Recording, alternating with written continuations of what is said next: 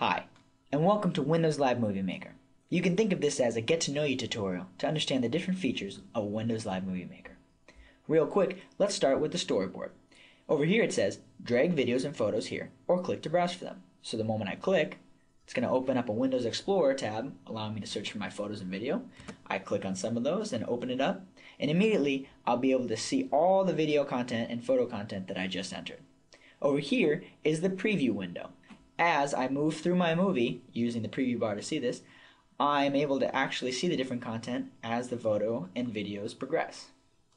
Up here you'll notice a couple different tabs. Each one of these tabs is a part of the larger content called the ribbon, allowing you to easily access the information and tools you need in order to make your movie successful. One of the first things you'll notice up here is this button called Add Videos and Photos. So you saw I did it down here in the storyboard. You can also add videos and photos here, also allowing you to add video and photo at a later date. For example, now. I click on this, go to videos, click on a video, for example, let's say skate, and it's put into my movie. The other thing you'll notice is a button called Add Music. If I was just to click on that, it allows me to add any song of my choice right from the beginning, or if I undo that, I can add music at a current point, say the slide or video that I'm selected on, down here. So let's try that. Ta-da! And like anything else on the storyboard, I can move that around at any point in the movie I'd like. A couple other features you'll notice are the ability to add a title, captions, and credits. This button is called Auto Movie.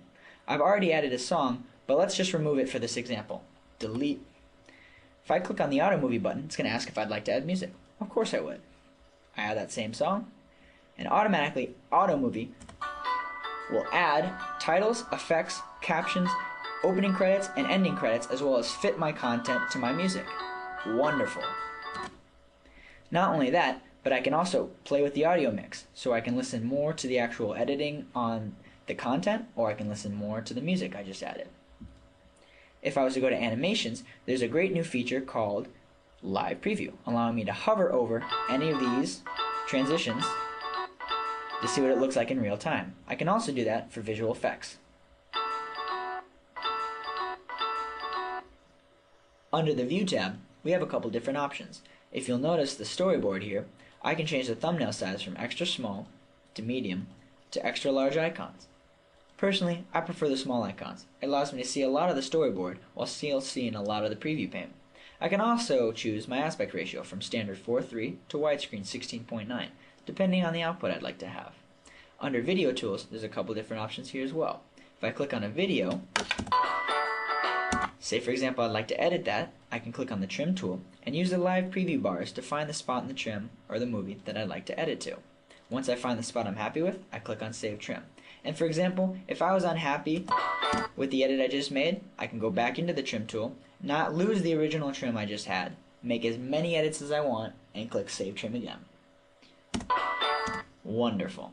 You'll also notice a couple other things, such as the fade in and fade out volume feature. For example, in my movie, I've chosen to use fade in medium, which means the music and sound that's in the background of this video clip will fade in at a medium pace. I can also choose fade out. This works the same under music. For example, this soundtrack that I have here, I can choose to fade in slow, medium, or fast, as well as fade out slow, medium, or fast. There's also a feature here called split. So at any point in my entire movie I want to, I can click on the split feature and it splits that song at that exact point, and I can move it around just like any other piece of content to anywhere else on that page. If I wanted to, I can also go back to my home page, click on Add Music at a Current Point, and add another song. It's that simple. So I've shown you the basic features of Windows Live Movie Maker, but what about sharing? With Windows Live Movie Maker, we give you a lot of options for that as well. For example, in 3 clicks, you can upload your entire movie to YouTube.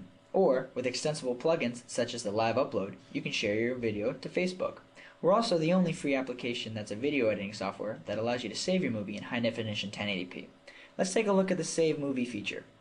Here I showed you before, you can save your movie in high-def 1080p, you can burn it to a DVD, all the way down to standard definition for a portable device or mobile phone, such as a Zune or Windows mobile device, or for a size that's great for email or instant messaging. So that's Windows Live Movie Maker for you. A quick tutorial to get you started. If you have any questions, go to windowslive.com/explorer.